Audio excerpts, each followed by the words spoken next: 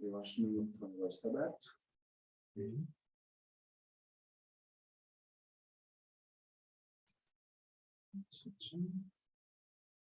Ó, O primeiro é... o Marco já está aí, você pode perguntar se ele está te ouvindo. Boa tarde, Marcos. Tudo bem? Você me ouve? Acho que não, né?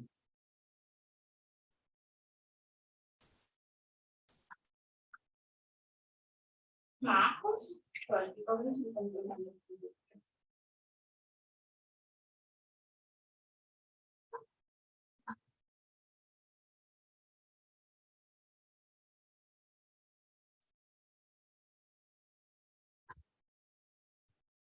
O Marcos está se conectando ao áudio ainda.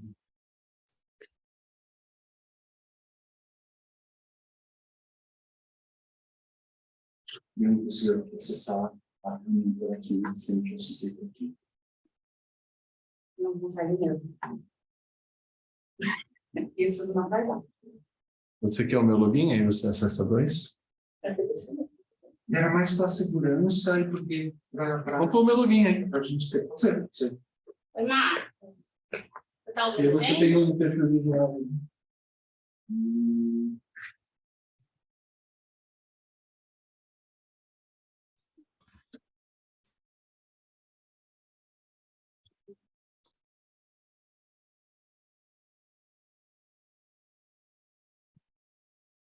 Não, você consegue entrar comigo abrir uma outra sessão. Bom, não dá login.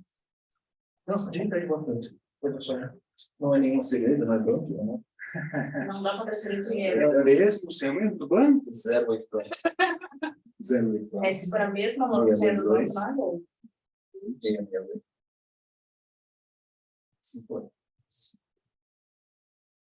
Sim, a P maiúsculo. E cards, né? Cards. E, C, Falando uma naturalidade. C, A, R, D. Arroba, 20. Ah, você colocou 22. Pronto. Isso. Arroba 22. Tá, puxa o meu de novo. Não foi. Não, que só faz. Falar com você. Meu chefe mora pela clínica. Ah, então, ele foi o contrário. Boa tarde. Sessão de agora, né? Ativa aplicado. Entendi. É de ativos aplicados. Sessão de ativos aplicados. Ativos aplicados superficiais. Isso. Sim, sim, sim. É, tipo. Verdade. Me ajudou muito. Você falou envolvido? Mas eu vídeo, mas tem uma aplicação. Isso é uma aplicação. Você tem. Tá bom? Tem a apresentação aí?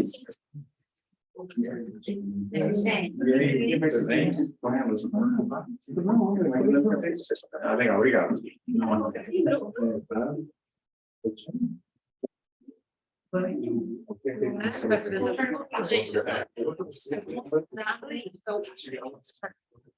Esse é o problema.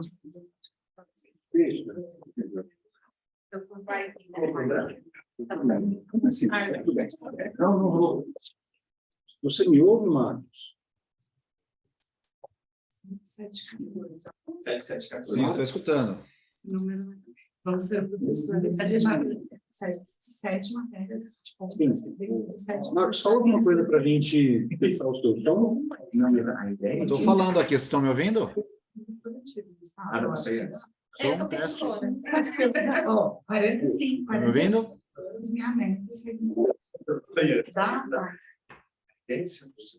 Marcos, você está tentando falar com a gente? É para justamente falar com a gente. Estou falando. E aí vai ficando, né? Ainda mais vocês estão inserindo na empresa, deixa eu falar, aí começa a ter. Porque a minha chefe, na época, muitas situações, ela me incentivou. Alô, alô, alô, alô, som, teste. Você tem jeito. Marcos? Som. Estão me ouvindo? Não, Marcos, muito obrigado. ela já era bem assim, ela sabia. Vamos precisar de passar. Não sei. Agora.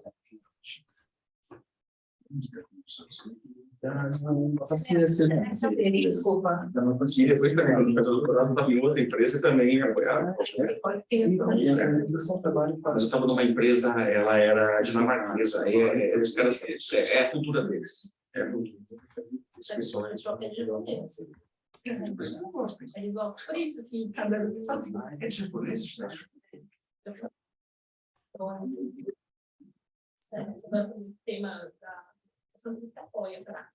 Não, Mas eles, tá, não tem nenhum vínculo com alguma empresa do Japão. Tem? tem. Mas tem uma participação de lá?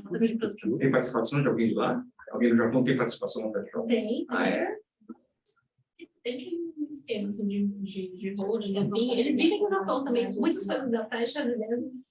Nossa, que legal. Mas não é festa no Japão, é tipo uma private equity. Isso, não é não. Tem muito da cultura aí.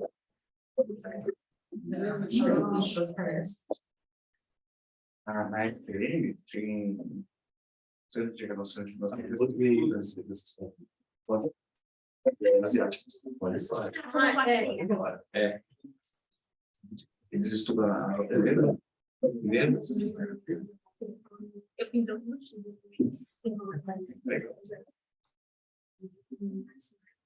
Fica a questão assim, trabalhar assim.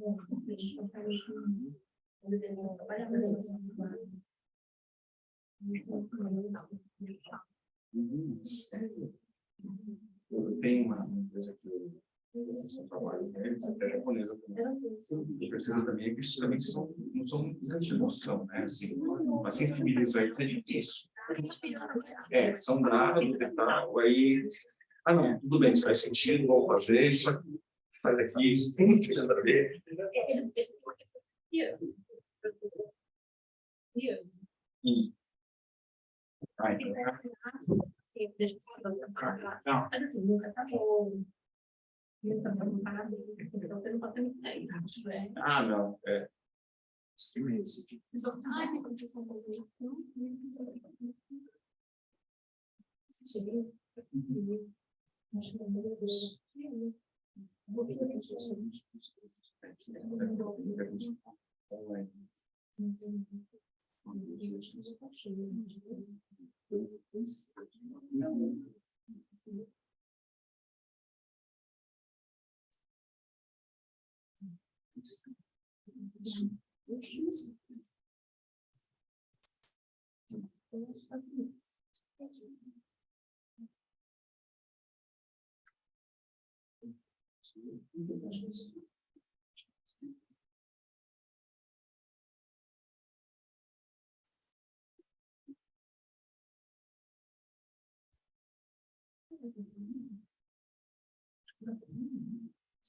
O semestre vai até essa manhã, não é? Isso.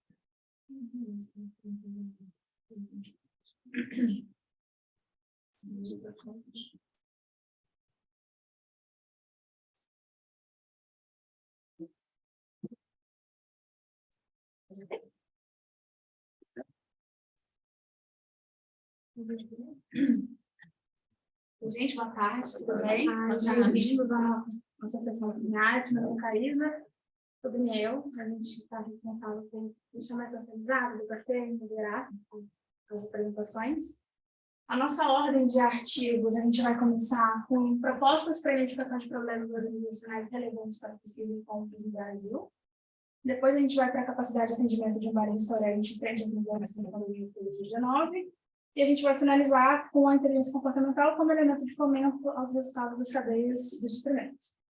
A ideia é que nossas apresentações tenham no máximo 8 minutos. Isso também é válido para quem pode apresentar aqui. Tá. Depois a gente vai ter um intervalinho para discutir as apresentações em si. A gente vai terminar as 3 apresentações com 20 minutos para a gente ter uma discussão geral. Vocês concordam com isso? Sim. Pode ser? Sim. Então, eu peço para os autores do primeiro artigo... Vai ter. A gente vê contigo.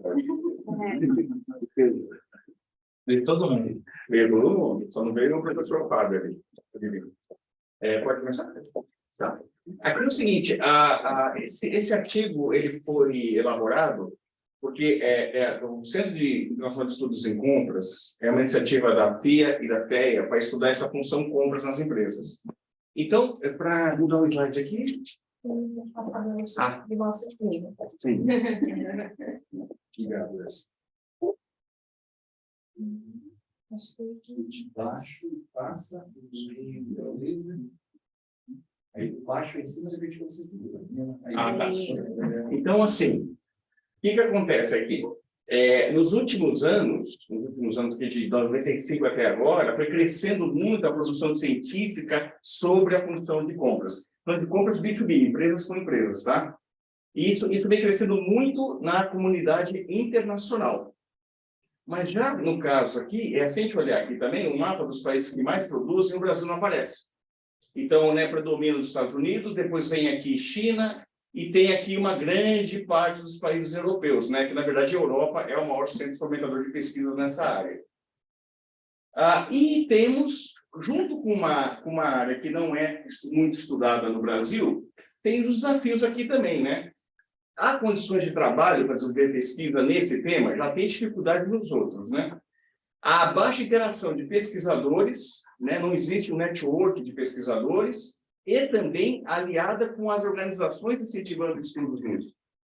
E claro que isso acaba também gerando um terceiro impacto, um terceiro desafio, que é a falta de comprometimento e capacitação de quem vai pesquisar o tema. Se você não tem condições de trabalho, tem baixa interação e ainda falta comprometimento, a coisa fica um pouco mais difícil. Vamos ver se... Acho que você dá um clique no slide para voltar o controle para ele. Aí. Outra coisa curiosa, Agora falando de pesquisadores, não é específico de compras.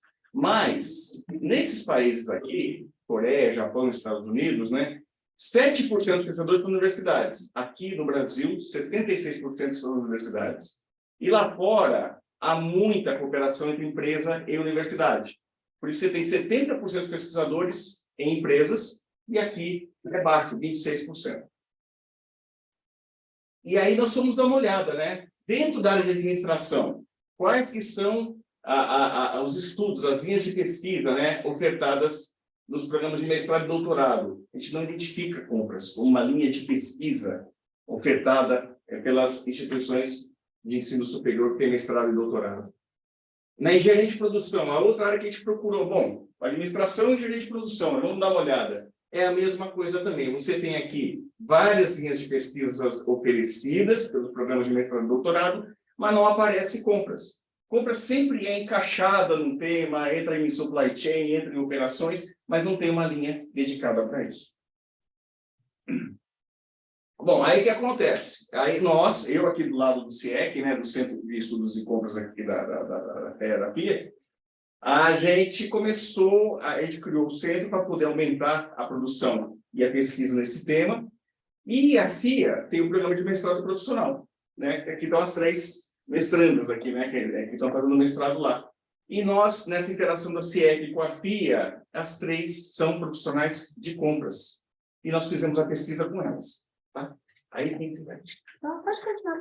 Pode. Eu sou a primeira entrevistada, eu sou a Jéssica, eu sou de compras e comércio exterior. Bruna, eu sou de compras numa empresa de manufatura. Eu sou a entrevistada 2 até, eu sou de empresa de varejo, com também atividade dentro de compras, que é a gerente de produto do varejo.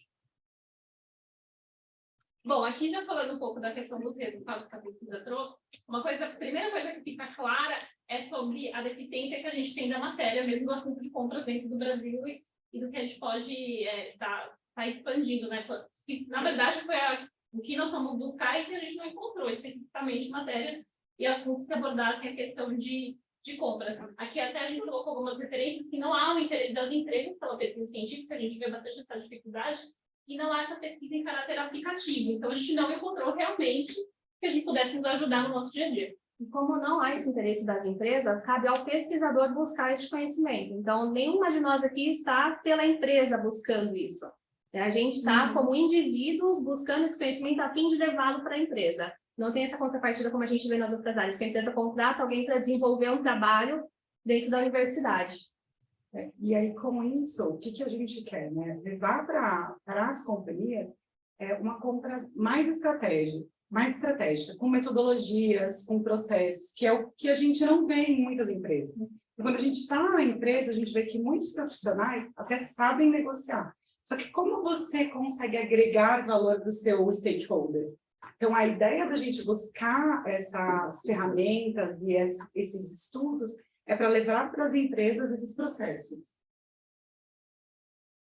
E aí, aqui a gente pôs um pouco da nossa conclusão. Então, hoje, o que a gente encontra? A gente encontra um ambiente um pouco desfavorável, porque é difícil de você conciliar a rotina de compra junto com a rotina de estudo, até porque você não tem o investimento das empresas dentro da matéria de compras. Então, muitas empresas não possuem budget para fazer treinamentos em compras. Então, o profissional ele tem que buscar com o próprio recurso dele, né? Estudos e conseguir conciliar as agendas. E aí, a gente também pode concluir que claramente não existe essa proximidade da empresa com a academia. Então, realmente, assim, no nosso dia a dia, a gente vê que são dois pilares muito diferentes. Então, uma coisa é a academia, outra coisa é a empresa. Eles não estão relacionados e, assim, não geram muitas oportunidades, né? Por exemplo, assim, eu passei recentemente por alguns processos seletivos de algumas empresas até de varejo. Quando você fala sobre a questão de flexibilidade para estudo dentro da academia, já há um tipo de recuo, porque realmente não estão falando ali na mesma língua. Exato, e só lembrando que como compras é uma atividade multidisciplinar, ela impacta desde a questão de resultados da empresa à sustentabilidade. Então é muito importante que a gente encontre essa forma de juntar os dois lados, a academia e a empresa, para que a gente tenha compras com uma função realmente estratégica dentro das companhias. Perfeito. Aí o que acontece? Claro, o estudo é limitado, foi uma amostra pequena, assim como a área tem pouco estudo, a gente também está começando a ver algumas abordagens como essa aqui. Claro que foi feito dentro de um contexto só, dentro do programa de mestrado profissional, dentro de uma instituição só. O que acontece, a gente precisaria comparar essas percepções com os programas de mestrado acadêmico também, para verificar. Existe, não linha de pesquisa, mas existe algumas dissertações e teses sobre isso também. E aqui faltam dados mais concretos, né? Porque estão iniciando o programa de mestrado dela, né? Então, a gente não teve, assim... A nosso objetivo era pegar a percepção de por que pessoas que estão trabalhando numa área dessas não conseguem encontrar o link da academia com a profissão delas, né? Então, isso que é importante. Essa aqui, e com isso, a gente chamou atenção e foi legal quando a gente teve feedback do SEMEAD. Puxa vida, tá bom, a pesquisa ela podia ser mais robusta, mas realmente é um gap. Apresenta um gap de pesquisa, então pode trazer para o SEMEAD. O CIEC, que é essa iniciativa aqui da FEA e da FIA, ele ainda está muito prematuro, está começando, mas está trazendo link com universidades da Europa para isso, né? A gente talvez traga recurso também. E o que acontece é que os desafios continuam, a área não consegue se desenvolver, tá? Né? Dando os primeiros passos aí, mas muitos estudos e muitas chances para fazer pesquisa nessa área dentro da administração, principalmente, tá bom? Isso que a gente queria apresentar. Cronometrado. E aqui ficou um pouquinho de gente, não quer encontro, se vocês quiserem adicionar a gente. Deixa aí, a gente adiciona, acabou. Pode fazer pergunta? Pode. Agora vai ser no final as perguntas. Específicos agora, a gente tem Então, tá bom. Parabéns primeiro aí pela apresentação. Eu também sou egresso, quer dizer, sou um egresso, eu não sou egresso ainda do mestrado da FIA, sou da turma 2. Estão fazendo. Então, eu me formei em 2016, né? E eu depois vim para a FEA, fiz o doutorado aqui. E como é o seu nome? Camila. Como a Camila também trabalhava no varejo, era diretor da FNAC, concorrente da Fast Shop. Na época, hoje não é mais. E foi na FIA que eu encontrei o tema da minha dissertação, que é a Black Friday. Bom, desde 2015 eu estou estudando a Black Friday, escrevi um livro sobre Black Friday, também fruto da minha dissertação. Mas ouvindo vocês falando aí, eu lembrei, assim, exatamente o que eu passava.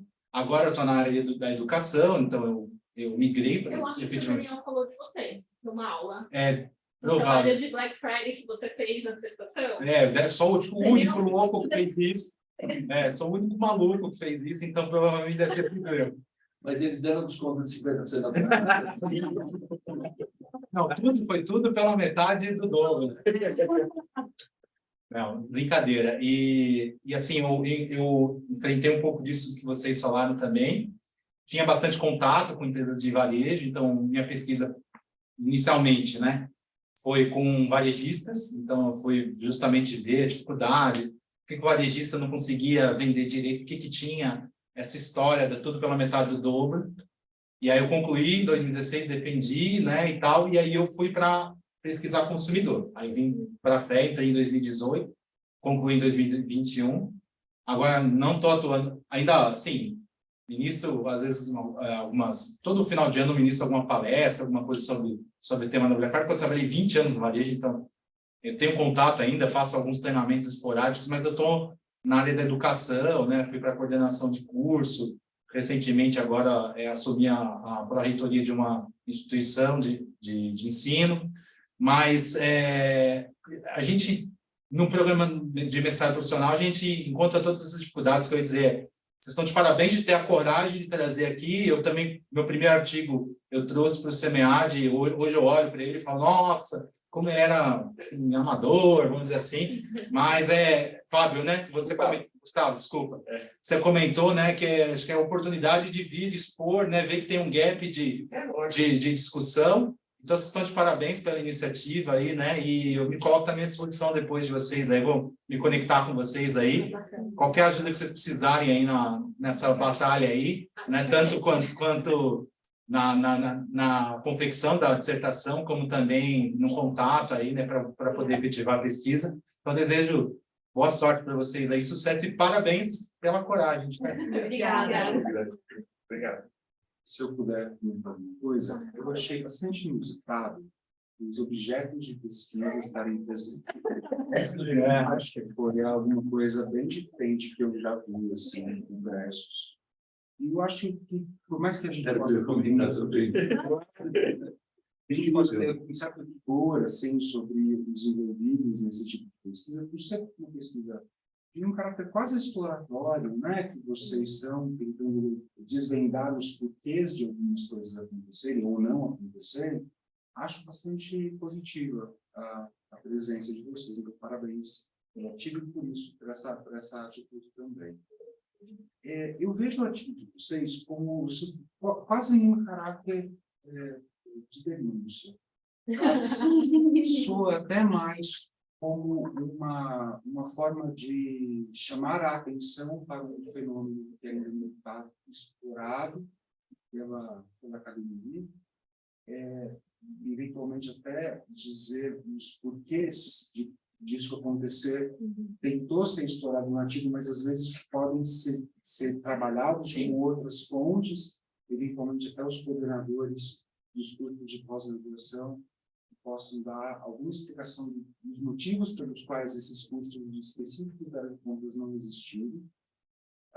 E eu acho que existe uma oportunidade, se vocês me permitem, de ampliar as justificativas do trabalho. Sim. Quando vocês colocam a justificativa sendo a ausência de um curso sem o nome compras, e como vocês bem falaram, ela está presente transversalmente em algumas cadeiras, algumas cadeiras mesmo dentro desses cursos, talvez mais interessante do que ilustrar a ausência do nome de compras dentro de cursos de pós-graduação, talvez seja interessante analisar essas cadeiras. É um outro trabalho, com toda certeza, mas acho que seria uma justificativa mais robusta para falar que a presença poderia ser mais sólida diante dessa análise.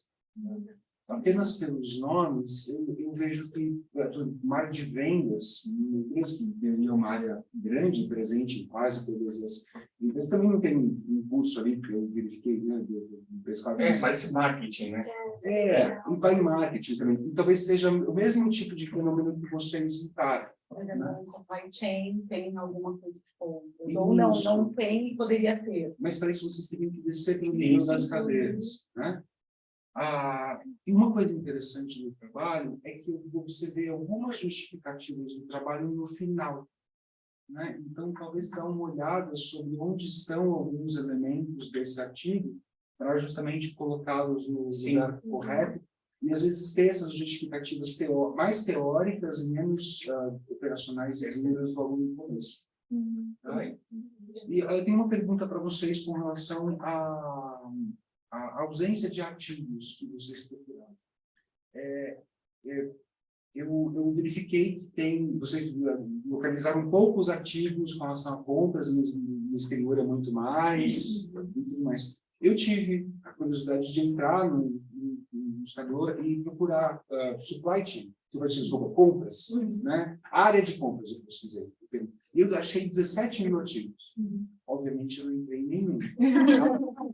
Mas eu gostaria de saber como é que vocês fizeram, então, essa prévia, de onde vocês tiraram o número dessa escassez toda? É que quando essa pesquisa foi feita, quando você fala de compras, sempre está remetido à ação do consumidor com vendas, e não com empresa compradora, empresa fornecedora.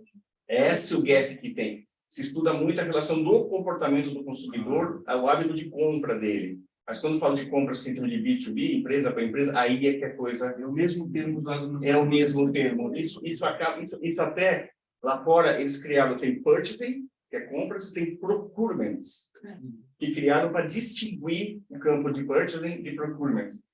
Lá fizeram isso, por causa da questão. Aqui é compras, é tudo. Tem uma boa oportunidade de análise também, né? Fazer uma revisão sistemática para identificar o que realmente tem. Sim, 17 mil artigos que foram encaminhados, para realmente fazer essa relevância sobre essa diferença que você tem. Observação, quando você vai, por exemplo, para o campo do varejo, compras ainda fica um pouco mais misterioso, porque ao mesmo tempo que o comprador do varejo tem a característica de fazer essa negociação B2B, ele também é o responsável pela cadeia B2C. Fica mais complexo. Porque ele compra, ele tem que vender, né? Porque ele é responsável pela compra, mas ele também é responsável pela venda. Um pouco a gente percebe isso também no marketing B2B. Devemos trabalhar um marketing com o consumidor direto e pouco explorado o marketing B2B. Então, ele pode ser no mesmo cenário, às vezes ali que a gente tem de negociação, né, entre o figura do comprador, as pessoas de pouco, como também de marketing. Você sabe que, no caso, eu com mais 2 autores, e um de fora também, a gente fez um artigo sobre a questão da área de compras na parte comportamental, né? E o artigo ele chamou a atenção, a gente conseguiu publicar num jornal lá fora, num jornal importante, porque a comunidade lá fora estranhava, agora foi um pouquinho mais aberto, estranhava a questão dos problemas que acontecem no Brasil, de alguns problemas que aconteceram, que ficaram públicos, as questões de subfaturamento de contratos, tanto de iniciativas privadas quanto públicas, não é uma coisa só da pública. E eles falam que só com a educação em compras corporativa que isso pode...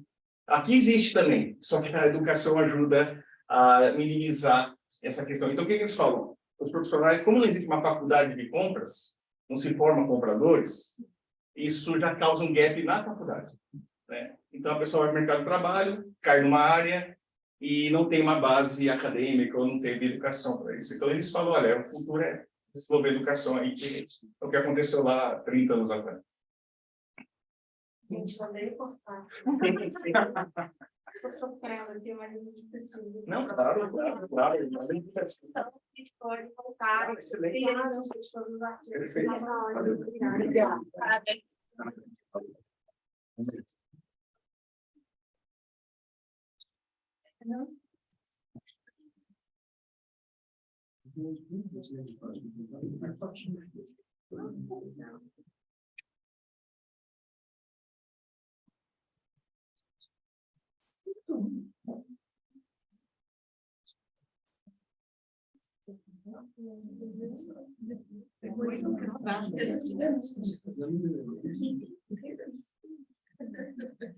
acho que a nossa consultoria vai funcionar. Eu acho.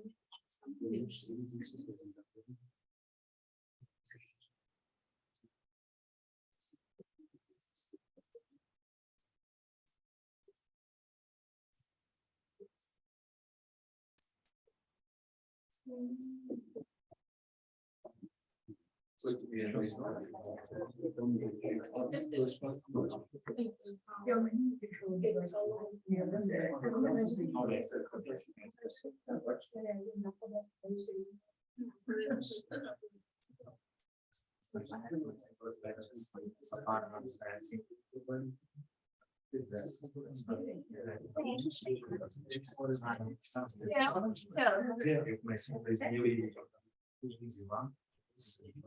Geralmente bem no começo, indicador só, ainda não via sua primeiro também, um jeito agora de você fazer isso. Sim, não devia ser informação legal, mas aí tinha um patrimônio, sabe?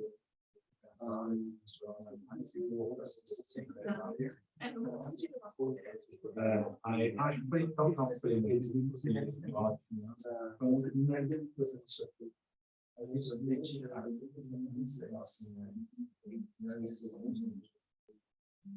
e eu estava muito não sei, ainda muito louco. Mas as visões qualificadas com as nossas soluções. Tem saúde, tem a teoria, quando a habilidade de virar mais, mexer a faida.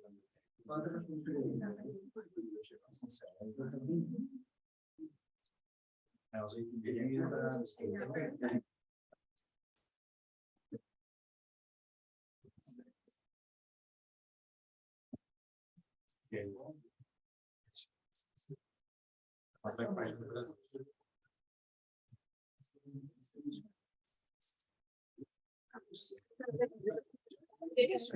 A gente estava praticando antes que acabava.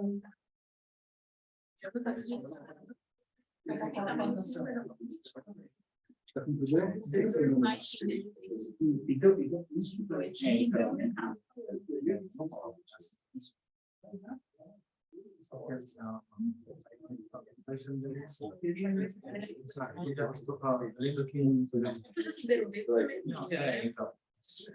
Aí deixa eu falar de meia hora para virar para o final do mês.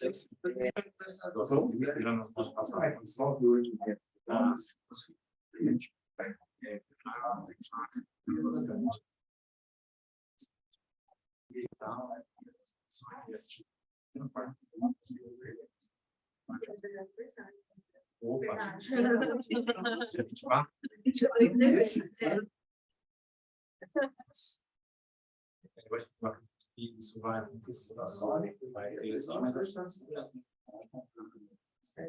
depois das pessoas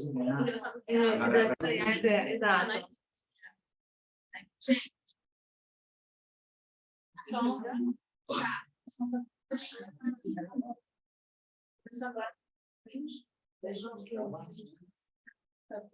Pode soltar.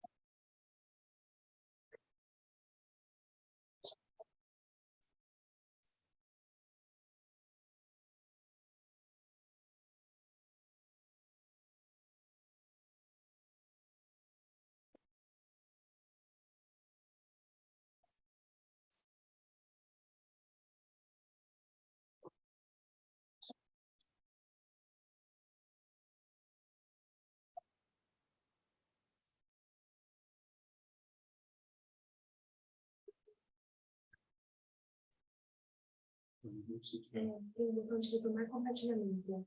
Verdinho. Acima. Aí. Retomar, não foi ainda. Foi no compartilhamento. Marca compartilhar. Compartilhar o som lá embaixo, senão não vai. Na esquerda. Isso. Compartilha a tela que ele não tem visto.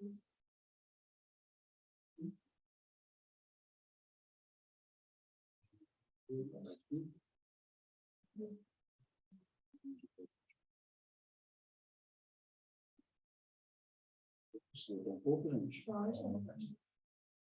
Isso.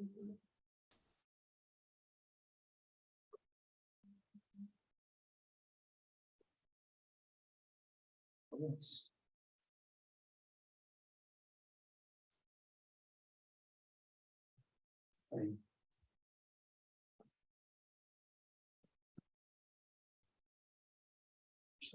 Pedindo ajuda pra gente. Faz parte.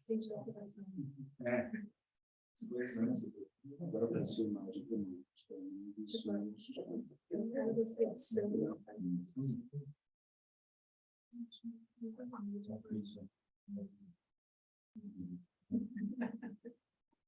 Vocês não dizem, mas eu tenho experiência, eu sei bem. Vai ficar 6, né?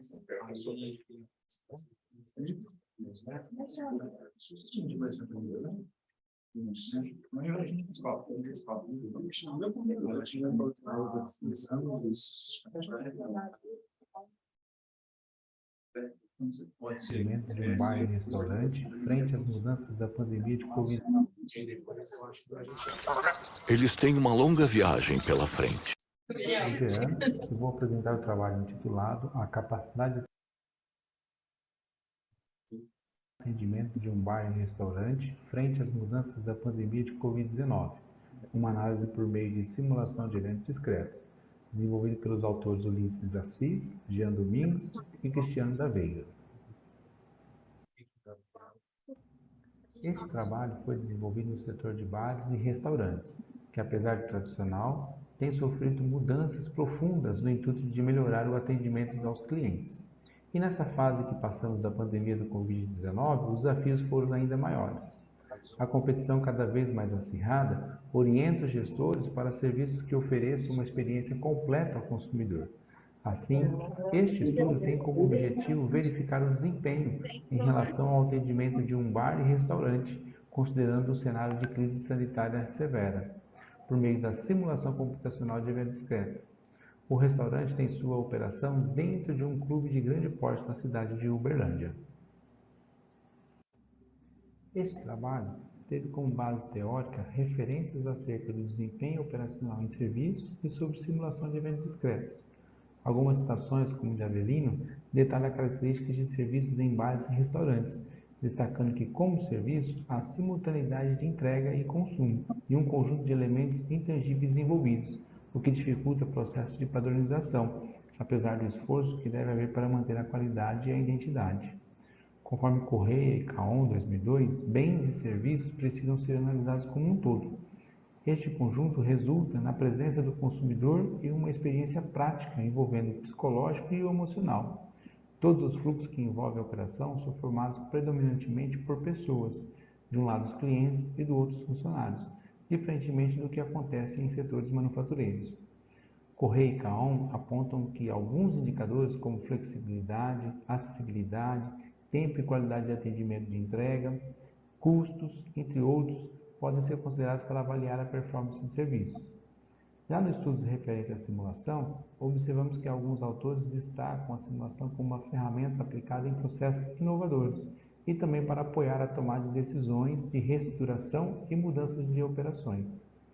Almeida e outros enfatizam que a simulação computacional possibilita analisar o desempenho de processos ou de operações com a combinações de modelos e a visualização de dados de forma tridimensional, o que permite uma visão clara das atividades e a realização de estimativas de um processo por meio da modelagem computacional.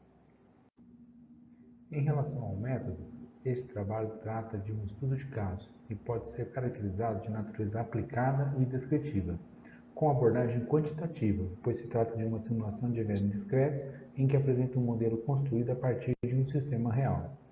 Os dados de pesquisa foram coletados na organização in loco, por meio de entrevistas, observação, coleta documental, que foi realizada por meio de relatórios gerados pelo sistema de vendas, e coleta de tempos nos processos envolvidos. Como já mencionado, o local da pesquisa trata-se de um bar e restaurante de um clube na cidade de Uberlândia, que tem cerca de 46 mil associados. No setor do bar e restaurantes trabalham 28 pessoas e tem capacidade de receber 400 pessoas sentadas, segundo dados do projeto predial. Anteriormente à pandemia, o bar e restaurante utilizavam um modelo de serviço misto, com self-service e serviço à la carte ao mesmo tempo. Na ocasião de emergência sanitária e proibição do self-service, houve a retirada deste serviço.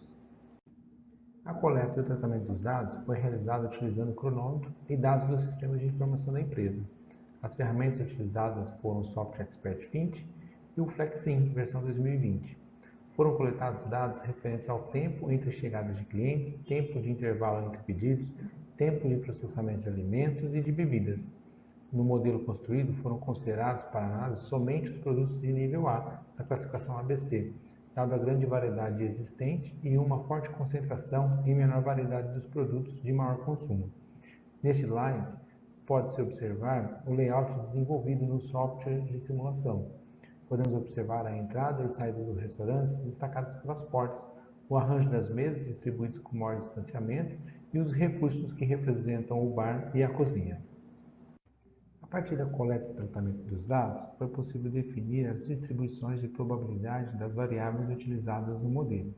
Para todas as variáveis foi aplicado o teste de aderência aqui quadrado, para selecionar a distribuição probabilística de maior similaridade com o comportamento do sistema real. Como no exemplo apresentado, para a variável de tempo entre chegadas, a distribuição com maior aderência foi a IBU, a qual não foi rejeitada no teste. Outras variáveis foram identificadas com a distribuição SB de Johnson. Como resultado, foi desenvolvido um modelo de simulação considerado um sistema terminal, visto que a operação do restaurante tem ciclos bem definidos, que são caracterizados na abertura e fechamento do estabelecimento. Para esse estudo, estimou-se o número de 50 replicações e foram calculadas a partir das primeiras simulações realizadas para a validação. Na fase de validação, o modelo foi apresentado para o coordenador e supervisor do Departamento de Alimentos e Bebidas do clube, e ambos avaliaram os resultados dos indicadores obtidos para um período de simulação de 8 horas. Os resultados iniciais das primeiras amostras de indicadores foram reconhecidos por eles como plausíveis. Com o modelo validado, realizou-se um experimento com a simulação de 8 horas de funcionamento do restaurante e a quantidade de 50 replicações. A análise dos dados foi realizada considerando um nível de confiança estatística de 90%.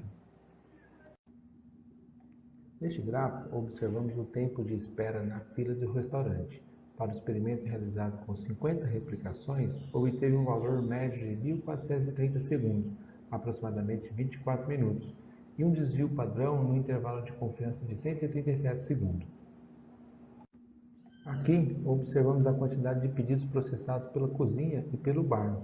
A cozinha processou cerca de 75 pedidos em média, dentro de um pequeno intervalo de confiança, entre 75,11 e 76,29. O bar do restaurante processou em média 104 pedidos, estando dentro de um intervalo de confiança de 90% e mais ou menos um pedido. Em relação ao percentual de utilização da capacidade do restaurante, avaliado nos dois principais processos, cozinha e bar, observamos que a operação da cozinha tem trabalhado com um percentual médio de 98% e o bar com cerca de 89% de utilização. A simulação demonstrou uma operação próxima do seu limite, mesmo durante um período de menor demanda e restrições de horários de funcionamento, como foi o período de pandemia. Bem, como conclusão, observamos que os resultados atestaram a capacidade operacional do restaurante em atender aos consumidores nos períodos de maior flexibilização durante a pandemia. Porém, para atender uma demanda superior, seriam necessários incrementos na capacidade da equipe de garçons e cozinha. Com a mudança de layout, também identificou-se uma redução no tempo de processamento de alimentos na cozinha. Os colaboradores do setor relataram que focar em uma única atividade ficou mais fácil, mais ágil, quando comparado com a oferta simultânea de à la carte e self-service. O novo arranjo físico posicional, que inicialmente foi questionado pela equipe do restaurante, mostrou-se adequado para o período e foi elogiado pela organização, o qual apresentou mais organizado e melhorou a circulação dos colaboradores dentro do estabelecimento. O arranjo foi aprovado pela direção. Este estudo evidenciou que a escolha e otimização de layouts, com a inclusão ou exclusão de etapas da operação, podem influenciar a produtividade, o nível de serviço e até mesmo a definição do modelo de negócio, visto que um restaurante self-service é completamente distinto de um atendimento à la carte. Finalizando, neste slide temos algumas referências que foram utilizadas no desenvolvimento deste trabalho. Muito obrigado.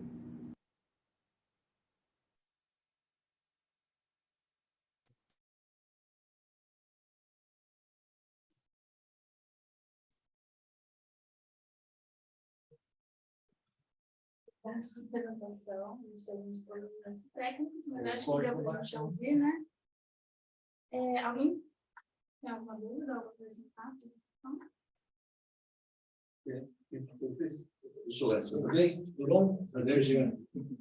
Eu amo o tema layout. Eu acho que layout é um negócio divertidíssimo. Desde a gente pensar em loja, a gente pensar em indústria e pensar em restaurante. Tem um fator no layout que é complicante, né? E assim, layout de restaurante é usado por ser humano. E o ser humano não costuma seguir o layout que a gente faz, né? Então, assim, se você mostrou até pelo ordem que eu consegui perceber, mas a influência, o comportamento das pessoas mudou antes e depois da pandemia, durante, o pessoal seguiu roteiros diferentes ou eles aceitaram bem o layout? Como é que funciona isso? Durante a pandemia, eles seguiram o layout, respeitaram o layout. Era a situação que estava um período ainda que a redução, né, foi o tempo fechado do restaurante, né, e na sua reabertura teve que se adequar ao layout que se colocava. Então, nesse momento, assim, no período da pandemia, houve já um critério maior, né, em cumprir com o layout que estava ali, distribuído. Isso manteve o distanciamento das mesas, logicamente havia situações, famílias maiores, né, e a reunião de mesas, mas mantendo esse distanciamento que era por lei, né, obrigatório. Você pode falar para nós, né? Tem o Praia Clube, eu falando Praia Clube, é um restaurante do Praia Clube. Conheço bem, verdade. Do Praia Clube. Então, tem um restaurante de maior porte lá dentro do clube, né? Há outros bares, e esse é um bar, e o bar funciona dentro de um único local, né? Mas há tratamento de pedido separado. Então, ali, a cada pedido era considerado um pedido numa mesa, assim, né? A família, levantou-se o tamanho médio das famílias que se frequentavam, o volume médio de pedidos, em relação, às vezes, havia várias quantidades pedidas, uma variedade, mas em tempos de processamento, né, era considerado ali como um pedido, isso foi discretizado, avaliado nos tempos que foram coletados. A gente observou, então, uma mudança, né, de um fluxo que antes era empurrado, layout do sistema self-service, né, um layout agora com um fluxo puxado, conforme o pedido, né, eram então atendidos os clientes. Né. Houve, na verdade, essa redução da demanda do período, teve que, dada a necessidade da pandemia, ajustar-se o layout, e o que se observava pela direção e mesmo pelos colaboradores, coordenadores do local, que esse layout não iria atender às necessidades. E com a simulação ele mostrou que era possível, sim, atender, foi aplicado e foi elogiado, né? Por questão da organização, os processos da cozinha, né? Teve maior controle, só que, porém, ainda a gente tem uma situação de uma capacidade instalada que não é suficiente para atender um pós-pandemia se manter esse layout. Bom. Na verdade, a minha pergunta é bem vinculada ao que ele falou, né, da gente não entender. E vocês pretendem expandir essa pesquisa para um momento pós-pandemia? Para comparar, pelo menos, no Brasil? Então, os autores ele trabalham no restaurante, né? O aluno. Essa é uma pergunta. O ele trabalha no setor, né? Os coordenadores lá no restaurante, né? E a intenção é assim, que a gente possa analisar, né? mais longitudinal, como que ficaria. A intenção da direção é manter o layout, né? Manter o layout no formato à la carte. E agora a gente vai esperar se, pelo estudo, demonstra que, voltando ao volume de demanda, né, que o clube mantém, esse layout não atenderia à necessidade de investimento. Né? Contratar mais pessoas, né? Aumentar a cozinha, porque não iria atender a demanda em si natural de cerca de 400 mesas ali ocupadas diariamente. Né? E eu estou pensando só em força para publicação, porque eu acho que uma dieta acadêmica é o que a gente está focado. Aumentar a nossa trajetória possível, estudo de caso único. Eu achei interessantíssimo o trabalho, eu achei a metodologia maravilhosa.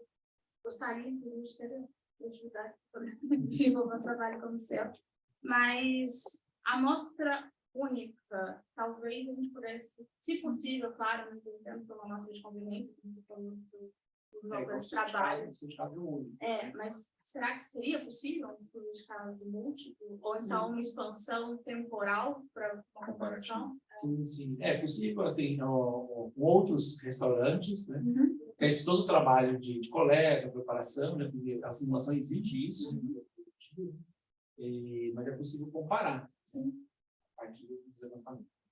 E a nossa pergunta era assim, bom, eu tenho a minha demanda, né, posterior à pandemia, ela retornando aos padrões de comportamento anterior, né? Esse layout se sustenta, né, por quanto tempo, né? O quanto mais eu preciso aumentar essa capacidade de colaboradores, da cozinha, quem consegue atender no dia a dia. Eu acho que essa é a minha principal pergunta para você, assim, com relação a essa base comparativa. Parabéns pelo artigo, eu fiquei impressionado com a lógica da simulação. Até como reforço ao potencial de publicação, fiquei bastante impressionado também com os gráficos que você trouxe na sua apresentação e que eu não localizei no artigo textual, né? Isso. Mas ao mesmo tempo eu vi também muito bloco de texto tentando explicar que os gráficos mais facilmente mostram. Então, talvez ponderar sobre quais seriam os momentos que talvez o texto pudesse ser menor, ou destacar só alguns pontos específicos e colocar lá um gráfico. Eu entendi mais os resultados da sua pesquisa pelos gráficos do que lendo do texto, né? Talvez seja uma maneira de ganhar mais robustez ainda nesse formato de artigo.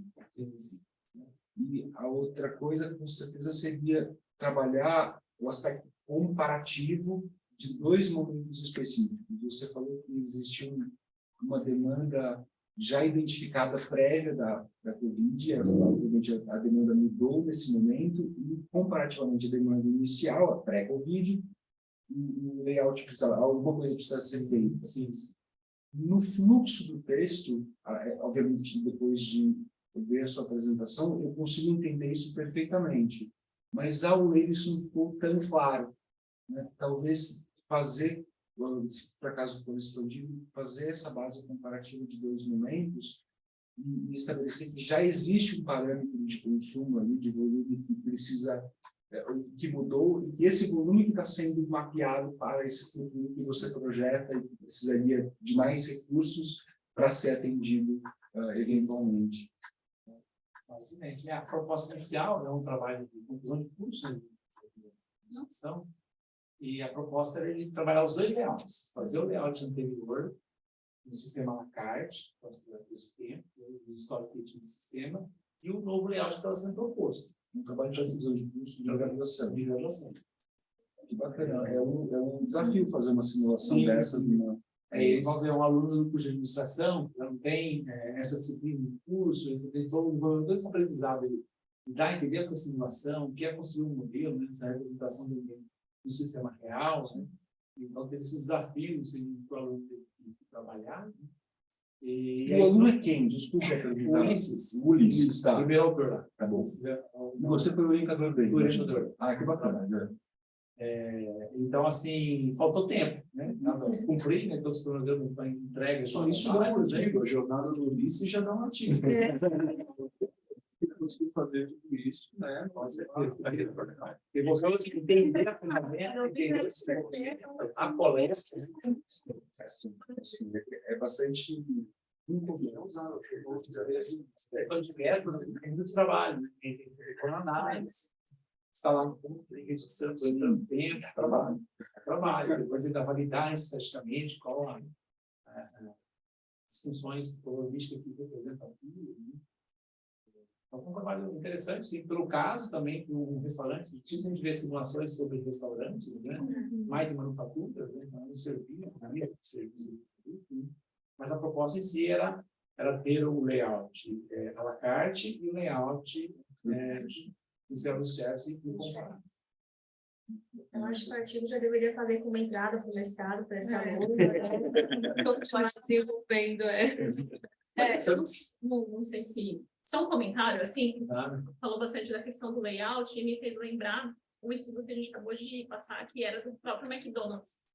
Tem até, estava falando, tem naquele filme que tem McDonald's, né, Fome de Poder, mas você vê estrategicamente como essa questão do layout, bem difundida lá pelo McDonald's no passado, revolucionário, como ele vai trabalhando com a cronoanálise, né, que tem a ver com o estudo de vocês. Então, tem uma hora no filme até que ele vai para uma quadra de futebol, todo mundo começa a desenhar no chão, né? Como que seria o layout, fala, agora vocês vão e trabalham aí para ver se organizar. E toda hora alguém se baixa e tal. Na quarta lá, né? Quinta tentativa, a parte de método mesmo, né? De cronoanálise de um dos irmãos McDonald's, ela entra exatamente no eixo que ele queria no objetivo. Só me fez lembrar, assim, da questão revolucionária aí do McDonald's sobre layout. Sim, exatamente. É o estudo dos tempos e movimentos. É fundamental. Gente, vamos tentar de novo? Vai.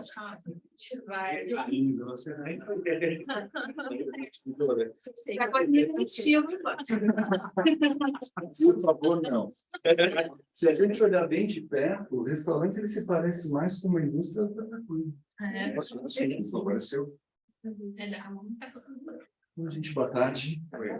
Vocês estão muito aqui, tá? Estou de uma universidade convidada aqui. Nós vamos falar desse tema aqui, né? Aliás, o artigo fala disso, né? Inteligência do comportamento. É um negócio que vocês vão achar pouco. Se vocês procurarem, vai ter muito pouco. Normalmente se fala de inteligência comportamental quando se fala de marketing, comportamento do consumidor. Tá?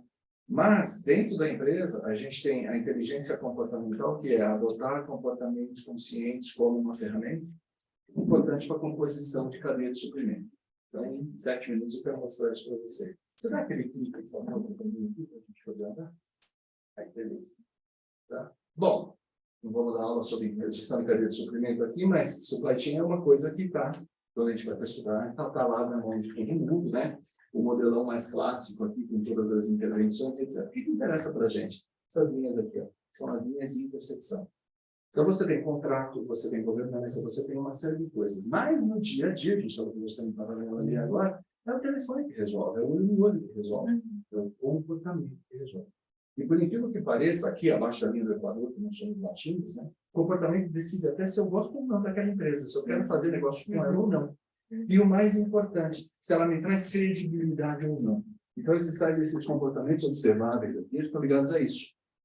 Credibilidade. Quanto maior a credibilidade, menor o custo de transação, menos advogado no processo, menos garantia, menos amostras, etc, etc, etc. Então, trabalhar o comportamento de maneira eficiente, de maneira consciente, como ferramenta, reduz diretamente o custo de transação dentro de uma cadeia. Para compradores, imagina que a gente tivesse compradores aqui na sala, tá? Para compradores, é um negócio interessantíssimo, né? Então, o uso da inteligência é como elemento consciente aqui do modelo. Trabalhar de maneira consciente. Só para simplificar aqui, então, o que é a inteligência comportamental, tá? Ela traz para a gente, eu estou fora do ar. Tá? Pode falar mais um, por favor. Beleza. Então, para fazer isso aqui, não tem como você fazer uma pesquisa dissociada, né? É como o Ulisses. O Ulisses não dá para fazer a pesquisa fora do ambiente do BAP. Tá? Então, o modelo que a gente usou foi pesquisação. Tem que dar, tem que conviver, o pesquisador tem que conviver com as pessoas, porque nós estamos falando de comportamentos observáveis. E na hora de fazer o estudo de caso, é um estudo de caso único, são 15 pessoas, mas eu só posso fazer um relato de caso. Também é parte interessada, o pesquisador também interagiu com as pessoas, não dá para a gente sair e falar, agora eu vou fazer um estudo de caso. Então, a metodologia é qualitativa seguida, né? Eu tenho que analisar isso. Tem quantidades aqui, porque nós estamos falando de performance, melhoria, o TIF, o lead time, nós estamos falando de uma série de coisas aqui dentro, né? E esses são os dois modelos que a gente usou, pesquisar com a pesquisação e fazer um relato do caso. O caso. Caso uma empresa de biotecnologia, né, vamos manter lá no anônimo por enquanto, ela está em todos esses países, tá, só. Ela está em todos esses países aqui, e ela produz pré-bióticos. O pré-biótico é aquele negócio que você dá para o bichinho não ter que tomar antibiótico. Você dá todo dia uma dose, ele reforça a imunidade e não precisa tomar antibiótico. Não tomar antibiótico, não deixar a próxima antibiótico na carne, e aí eu posso vender para todo esse povo aqui. Eles não querem carne com antibiótico. Beleza? Então é isso que eles fazem. A empresa começa como uma startup e tem 5 anos de acompanhamento desse processo. A pesquisa só traz de 21 para cá, porque ela tem que casar com o time do mestrado. Mas a convivência com a empresa já tem 5 anos. Esse era o problema deles. Eles tinham alto nível de inovação, alto custo de transação aqui, derrubando a EBITDA. Eles pertencem a um fundo de investimentos. O OTIF deles era uma desgraça, né? O OTIF, on time in full, né? Princípio para notar. Quebra de qualidade, dores de crescimento, ou seja, tudo aquilo que envolve comportamento. É o que nós fizemos, né? Trouxemos os pressupostos da inteligência comportamental para eles, são esses. O ambiente é soberano, ou seja, pode pegar à vontade, o ambiente é o que ele é, tá? Ele é definido pelo interesse, você está aí porque você quer. O comportamento só precisa se for premiado. Se você está reclamando de alguma forma, você está ajudando essa pessoa, tá? São sempre respostas, devem ser construídos, são escolhas, e eles constroem a sua identidade. Quando você diz, porque eu sou assim, porque você está repetindo um comportamento e está criando aquilo que os RHs adoram. Padrão comportamental. Quando a gente vai ser contratado, você não faz uma análise do seu perfil comportamental, é isso. Tá? A gente olha para isso aqui. Então, o que a gente tinha que fazer? A construção da credibilidade. Basicamente, é mostrar que essa empresa que estava nascendo agora era crível, ela funcionava, ela entrega, fazia o que ela prometia. O que ela prometia era tecnologia de ponta. Foi feito todo um diagnóstico, onde é que está doendo, qual é o seu problema, e modelou o comportamento de 11 executivos. O que é modelar o comportamento? Cidadão, senta aqui, deixa de ser criança, vamos trabalhar de acordo com o que a empresa quer. Que é um conceito usado pelo J.B. Watson. Ele diz o seguinte, comportamento não é uma questão psicológica. Deixa a mente do cara em paz, não vamos ser freudianos. Vamos trabalhar com aquilo que tem que ser feito. Regra, controle, prêmio, bonitinho. Esse exemplo que eu falo de comportamento é a história do ratinho. Ele ataca o botão vermelho. É isso, 1 minuto, né? Esse montanha de dados aqui, mas só para mostrar resultados. Esses são os números, falando em quantitativo, esses são os resultados de se usar adequadamente a inteligência comportamental. Então, 80% de retenção, coeficiente de inteligência comportamental saiu de 178 para 535, o EBITDA 23% acima da média, de 75 de lead time, né? O TIF sai de 65 para 89. Impressionante. Tá? Contribuição disso, tá? Tem texto acadêmico? Tem, mas fala de cultura, não fala de uso como ferramenta, tá? O Behavioral Supply Chain, né? Management, ainda também está nascendo, mas está legal, a gente está olhando, tá? E ele deixa portas abertas aí para formação intencional de cultura. Cultura não é resultado, cultura a gente faz ela todo dia. Então, por que a gente não faz de forma inteligente? É disso que a gente fala dentro dos nossos 8 minutos.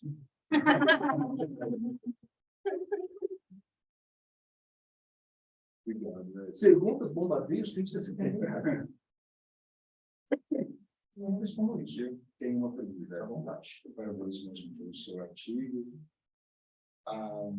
Eu não entendi. Eu entendi o título e procurei buscar cadeia de suprimento ao longo do artigo todo. E não localizei. Eu entendi que você fez uma pesquisa basicamente com esses líderes. Sim.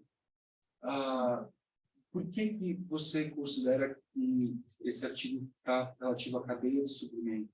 Basicamente pela dificuldade que essa empresa teve de se estabelecer. Se você olhar os indicadores de resultados, são todos indicadores e métricas da cadeia de suprimento. O on-time food, o lead time, a qualidade da entrega, o nível de devolução, a aceitação do cliente, o meu custo de transação. Então, são indicadores típicos de uma cadeia de suprimento. Quando a gente fala de inteligência comportamental, a primeira coisa que falam para você é, putz, a área de psicologia está lá. Né? E aí você sai do modelo de administração. Só que o que faz com que os nossos indicadores sejam complicados ao longo da cadeia? A relação da cadeia. Os pontos de relação, que é aquela primeira imagem que eu mostrei aqui embaixo, eu falei, essas linhas aqui, aquelas relações que elas não são diretas, e que elas não são, ou até são regidas por contratos, mas elas são impactadas pelo comportamento humano, elas são sumindo no modelo de análise. Então, realmente, a gente não vai encontrar muita coisa sobre isso. Inclusive, o meu orientador diz o seguinte para mim, cara, você antecipou um passo, eu já disse que discutir no doutorado. Eu falei, lamento, eu já estou no mestrado, eu vou terminar, tá? Você vai junto comigo. Então, nós estamos terminando essa questão para exatamente fazer esse aculturamento. Né? No texto, o SCM está lá, Supply Chain Management, mas muito focado nos indicadores. Como que essa empresa saiu de uma mesa 6 malucos para aquele tamanho que você viu lá. Então, é só criando credibilidade. E a partir daí a gente trabalha. Eu entendo isso. E entendo também que você tem uma ferramenta poderosa aí de medição comportamental. E consigo imaginar a relação dela com esses indicadores que você descreveu. Devem ser muitos, devem ser bastante relacionados a essa cadeia. Sim. Eu vejo a sua pesquisa bastante focada no antes e depois de um movimento cultural dessa empresa. Saímos de tal patamar, chegamos em tal outro patamar, que é uma pesquisa muito bacana de se fazer com relação ao desenvolvimento comportamental.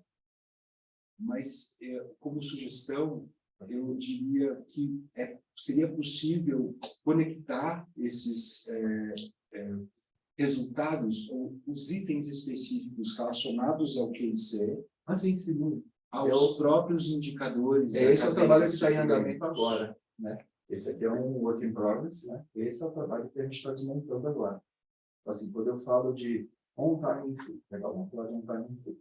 Tá? O que isso impacta? Quais são os comportamentos que são esperados? Que é o tal do Behavioral Supply Chain Management, que já é uma área de estudo. E já existe um mapa. Fala, esse indicador é impactado por este comportamento. E aí nós vamos fazer o match. Deve estar pronto até o final do ano. Né? Esse artigo vai para Qualify em fevereiro. Se Deus quiser, todos os artigos quiserem. Amém. E em maio a gente vai defender esse artigo. Mas eu aceito de coração a tua contribuição. Porque é exatamente isso que fala. Parabéns, Edson. Muito bom, muito legal. Eu gosto de saber a história do artigo, ou da dor.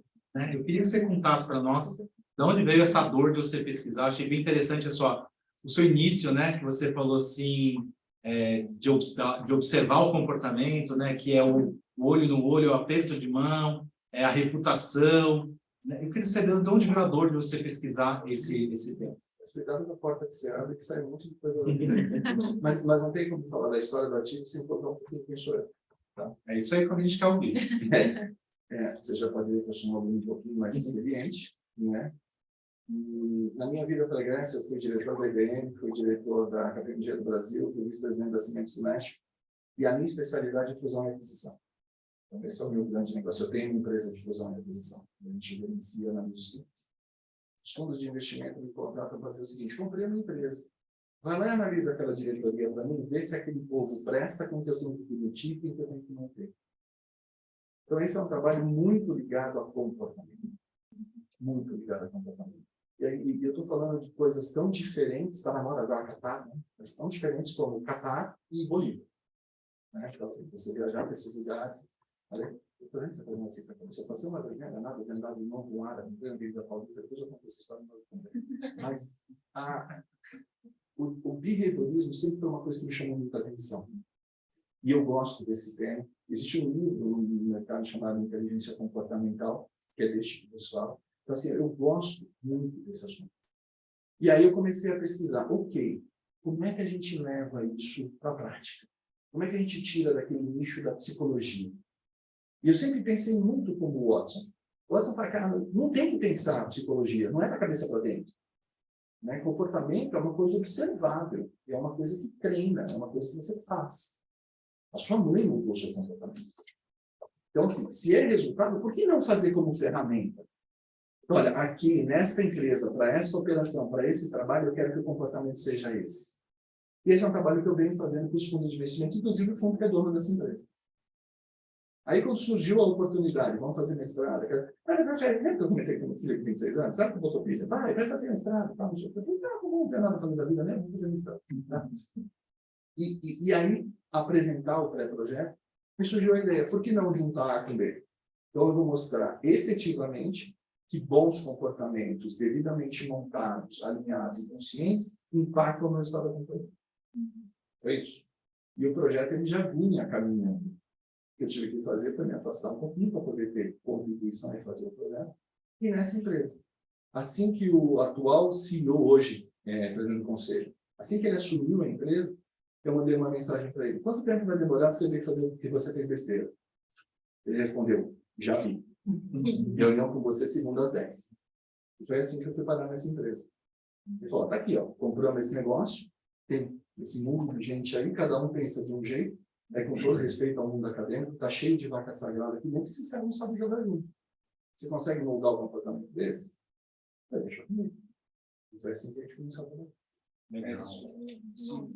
Pegando esse gancho também da empresa, eu diria que a caracterização da empresa que está sendo pesquisada fosse mais detalhada. Assim, será? Quando cheguei em um ponto, eu falei, nossa, 11 diretores, mas eu não sei a quantidade de pessoas dessa organização. Ela tem um perfil todo detalhado. De novo, limite de páginas. Mas de alguma forma, um artigo para ganhar robustez. O artigo está robusto. O artigo acho que tem umas 8 páginas só descrevendo áreas, nível de produção, onde é que eles atuam, perfil sociodemográfico, tem bastante coisa. Mas assim, para um artigo que é o formato que a gente fez sobre ET, né, nos congressos e revistas, aceite. O parágrafo especial que delimite o que é essa empresa, para a gente também saber, e até um momento eu achava que fosse uma empresa pequena, porque de 2014, né, 2000 e pouco, sei lá, uma empresa de 40 anos, que eu imaginei que fosse uma empresa menor. Eu achei mesmo, eu percebi agora que é tão monstruosa assim. Então, assim, talvez seja uma boa coisa. Sabe que você está dando uma ideia interessante, até porque esse crescimento dela também, também é muito importante para colocar. O que enfraqueceu a empresa, como você aceitar uma coisa, mas está anotado, obrigado pela contribuição. Uma outra coisa, eu falo demais, né? Uma outra coisa que eu sugeriria, no início, eu comecei a coletar os construtos com os quais você trabalha, né? E eu entendo que você entrou numa análise da pesquisa, do seu instrumento de pesquisa, do antes e depois. Mas antes disso, você coloca várias expectativas que podem ou não podem estar nessa ferramenta de pesquisa, como emoções, comportamentos, aspectos tangíveis, framework de inteligência comportamental, geração de credibilidade, geração de valorização, colaboração. São vários construtos que não estão necessariamente conectados entre si e com a ferramenta que você está fazendo. Não estou dizendo que não está, mas que tem o potencial de estar. E se tivessem mais conectados, eu acho que garantiria essa solidez da justificativa que você coloca no início para análise do antes e depois que a ferramenta traz para você. Né? Eu até entendo que tem vários construtos que uma ferramenta como essa nos traz, porque não, mas para quem está lendo é importante, porque a pessoa possa entender, o ler liga com o então isso tem. E você coloca assim, emoção, que tem um elemento lá no início, que seria termo emoção. Emoção é um construto complexo para caramba, que está sendo cada vez mais estudado na administração. E eu não vi esse termo sendo utilizado no artigo. eu acho que ele está na ferramenta, é por isso que você usou, né? E faz todo sentido utilizar a emoção nessa lógica que você colocou, que a mudança comportamental vai entrar em aspectos intrínsecos do ser humano. Mas se você não falar sobre isso de novo, parece que é um construto que foi colocado de início, né? E ele nos conectou com outra coisa. Então, talvez seja um potencial aí para vocês.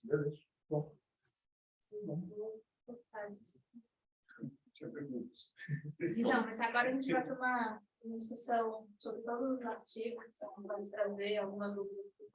Eu acho que a gente tem questão de dúvida, né?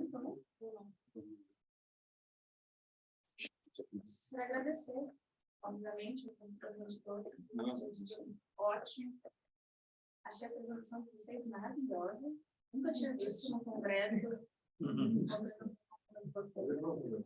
Principalmente quando eu viajo.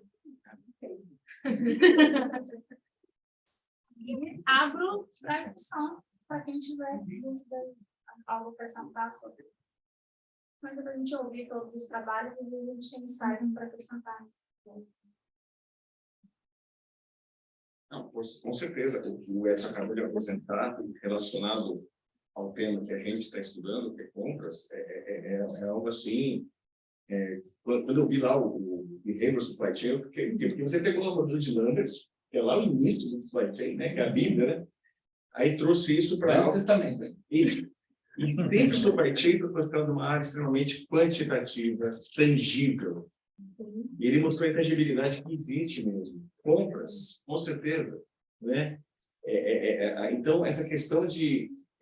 eu fiquei muito curioso assim, de como ampliar a aplicação disso numa área como a nossa estuda aqui. Porque identificar, e você falou lá, inteligência comportamental como para fortalecer os resultados, né? Acho que para compras também. Eu ia fazer a pergunta, se algum dos executivos que foram parte da pesquisa tinha executivos de compras, vocês conseguiram ver resultado, por exemplo, em savings, né, para a companhia, com a mudança de comportamento, né? Não só nos compradores, como nos traders. Legal. Muito interessante. Ainda ontem eu estava conversando com uma compradora. Eu acredito muito de commodity, quer dizer, um negócio assim. Porque depende muito da categoria, depende muito do país que você está lidando, né? Você trouxe aqui falando, quando a gente fala de latino, eu estava comentando antes com o Gustavo, eu tive um treinamento na Holanda, e quando eles estavam falando do comportamento do holandês, né, em negociação, é completamente do comportamento do latino em negociação. Então, se eu vou negociar com a Argentina, eu tenho que ter um comportamento. Se eu vou negociar com o holandês, eu tenho que ter um outro comportamento. Eu negocio com a China, eu tenho que ter um outro comportamento. Você viu a história do alemão com a carteira de habilitação vencida?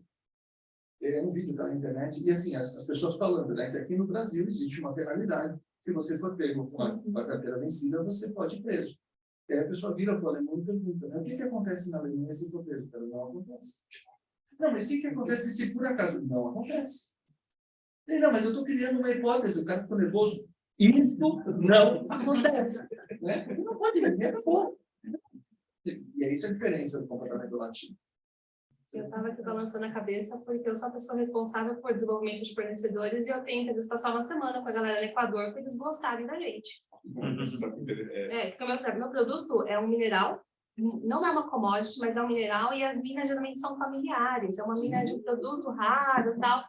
Eu chego lá, eu tenho que passar uma semana com a dona da mina para ela gostar de mim e ela começar a me fornecer. Aí eu pergunto para o meu chefe, qual que é a função da visita? Relacionamento, apenas. Ela tem que gostar de você. Aqui no Brasil, vocês fizeram pesquisas aqui, vocês viram o impacto do home office, como mudou a cultura? Minas Gerais e Rio Grande do Sul, se você falasse, vou fazer uma conferência, acabou a negociação ali. Porque eu não sou importante o suficiente para você vir até aqui. Então, essa foi a maneira que eles tiveram que vencer. Né? E ainda é meio pontiaguda. Ainda assim, assim. Em São Paulo, ele já tem tanta ação, né? O trânsito, né? Uma outra pegada, né? A gente tem tanto compromisso aqui, tanta ocupação em São Paulo, eventos, né? Tanta coisa acontecendo, que é justamente isso. Eu morei no Rio Grande do Sul. Eu me lembro muito bem disso. De que chegava lá e eles gostavam, marcava reunião, você vem aqui quando, né? Para a gente conversar. Não, vamos falar por telefone. Nem fala isso, nem fala, né? Não, Então, se quiser, tem que... Tá bom, aí você vai lá, fica batendo papo, o cara vai conhecer você. Ah, mas tu é paulista? Então, mas... Não, mas eu já moro há 3 anos aqui. Ah, e tu toma chimarrão? Claro, cadê o mate? Vamos tomar junto aqui. Né? E aí você fala, gosta de churrasco, não sei o quê, e aí pronto, aí você entra na onda dos caras e o negócio vai. Muito legal. Quando a gente pensa em cultura, talvez a gente tenha 2 traços aí bem separados. Eu acho que os 3 textos que estamos exibindo aqui hoje são 3 textos relacionados à cultura sendo movimentada pela criação de competências. Os traços culturais que definem os modos, as personalidades, os jeitos, as impressões, os sentimentos, as percepções de mundo, todos nós conseguimos identificar essas regionalidades, nacionalidades, acho que existe um campo aí bastante grande.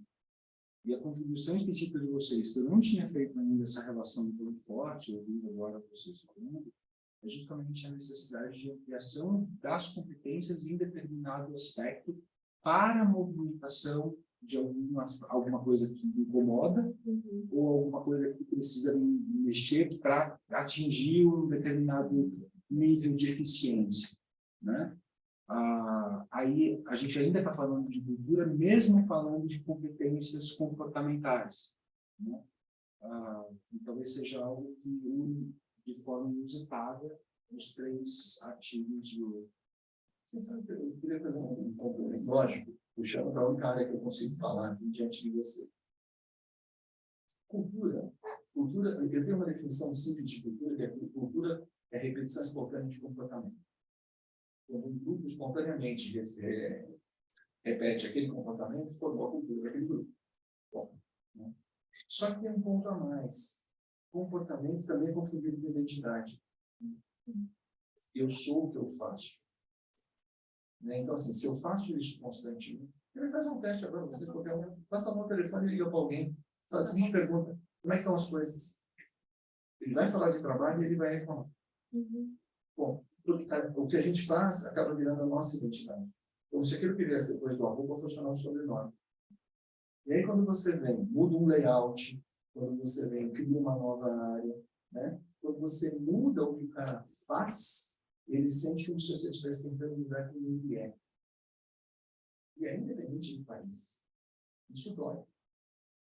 Talvez esse seja uma contribuição muito interessante para a área de administração, onde ela começa a invadir, a administração é muito cultural, ela começa a invadir e namorar com as outras praias, né?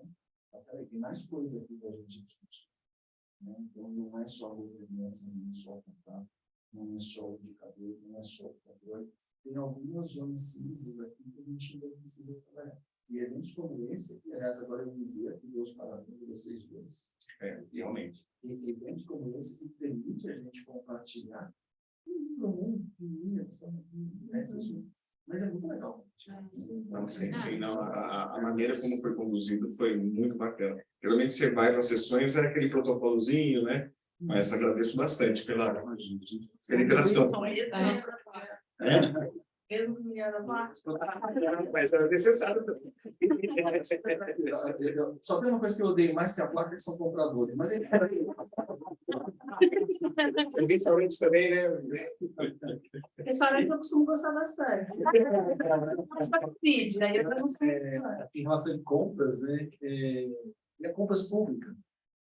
Eu venho vivenciando na universidade, nas compras públicas, tá?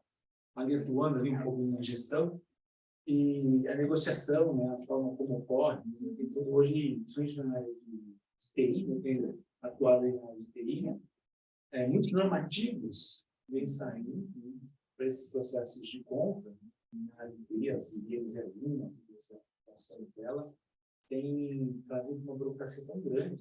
Né, a licitação. Né, e você tem que desenhar toda a especificação de um produto para depois chegar numa negociação em que a gente vê assim, os grandes, né, as grandes empresas, né, o já está com o seu produto já desenhado para mim, sobre como que vai depender.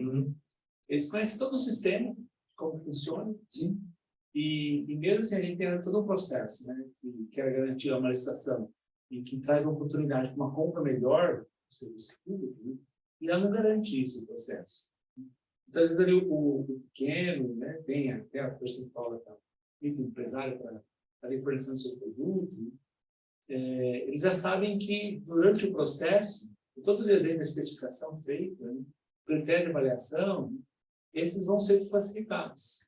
Por não entender o jogo, Sim. às vezes, né?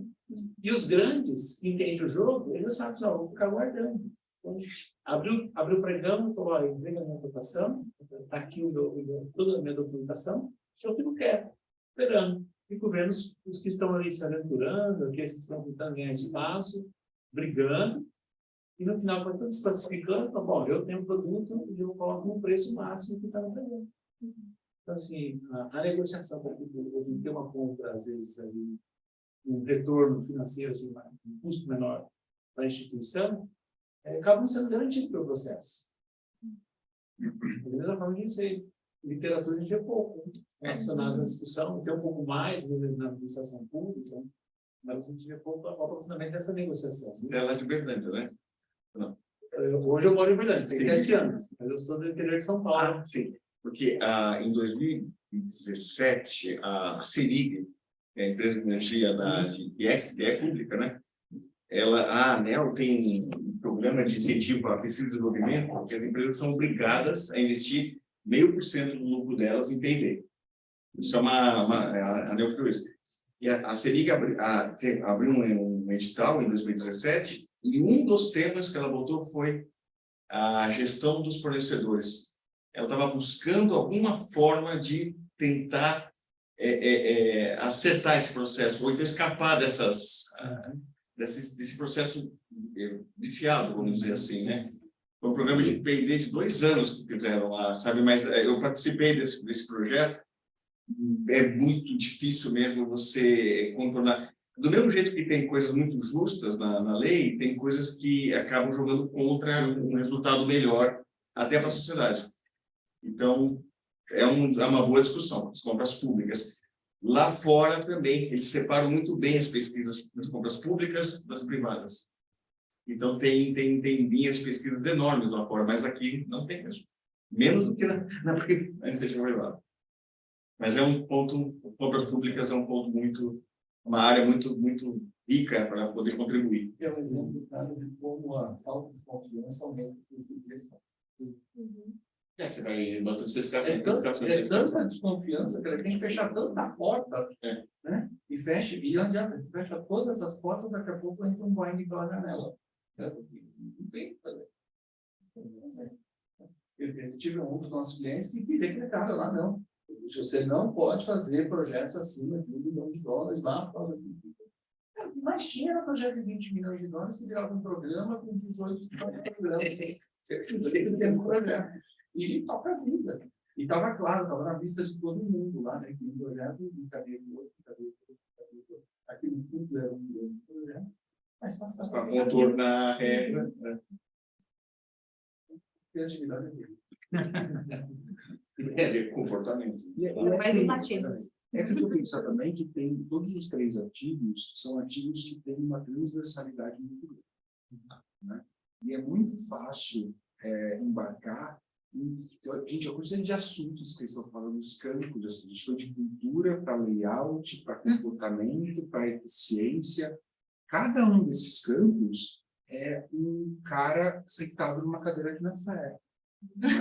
Né? Então, assim, vocês conseguem ter na mente de vocês um objeto que consegue ser visto por diferentes prismas.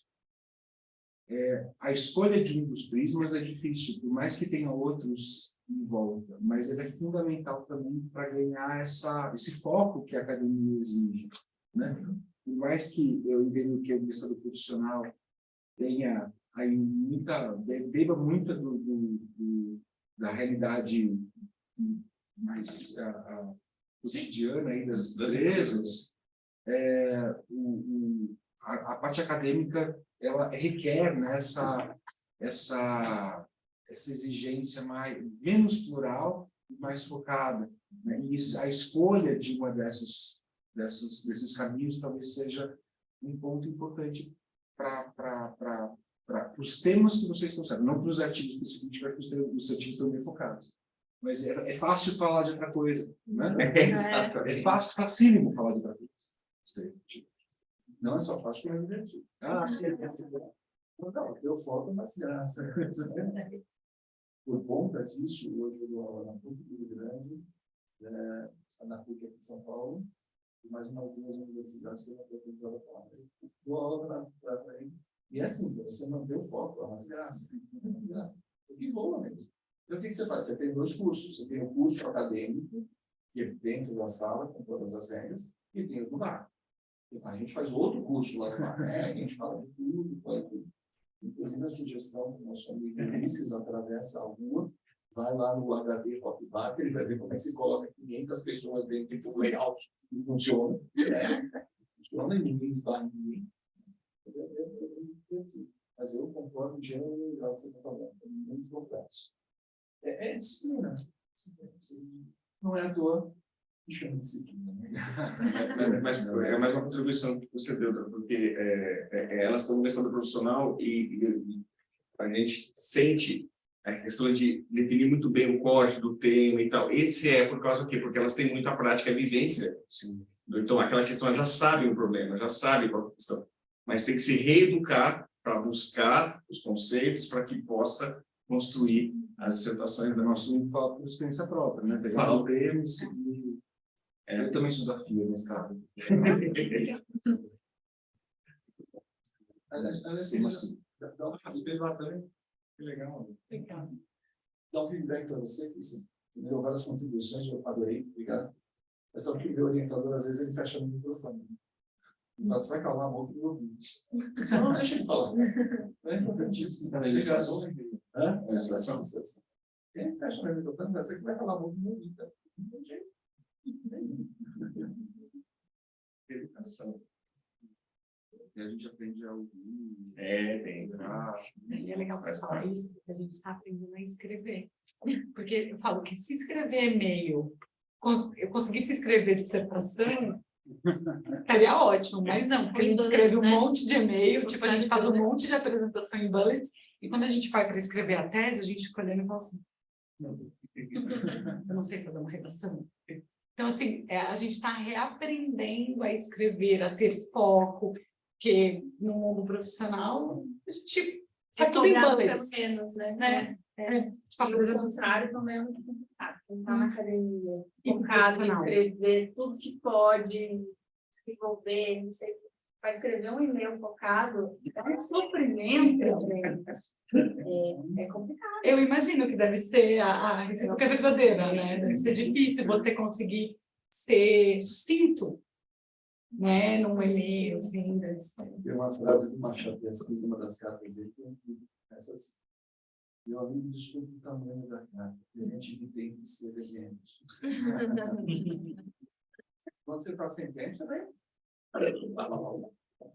A síntese, ela demanda ser prolixo na academia mas isso é que a gente é forçado aqui também a fazer em 16 páginas, porque o que eu mais ouvi quando eu fiz o doutorado aqui na FE e aplicando vários artigos, né, submetendo em revistas, assim, seja objetivo. Introdução, cara, é uma página, você tem que contar a história em uma página, sua introdução não pode ter mais que uma página e meia.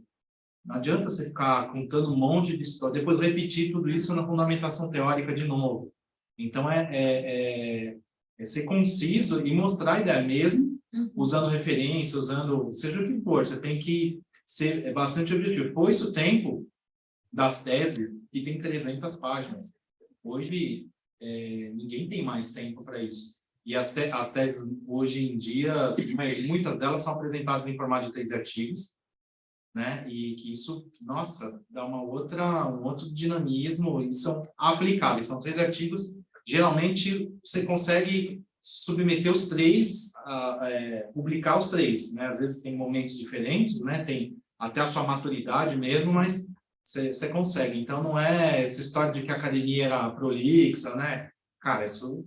Não, cara. Pelo contrário, ser prolixo na academia... Não, então, mas isso era uma coisa... lindas páginas.